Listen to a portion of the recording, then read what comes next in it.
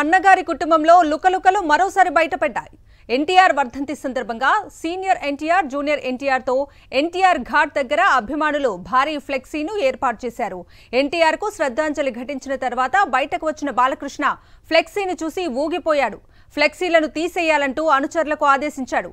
ఇప్పుడు ఆ video social మీడియాలో వైరల్ అవుతోంది.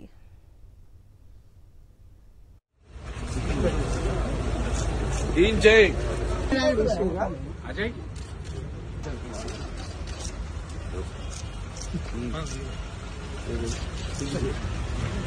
ఇప్పుడే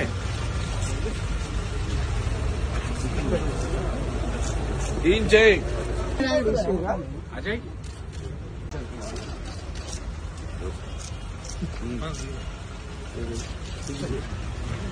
ఇప్పుడే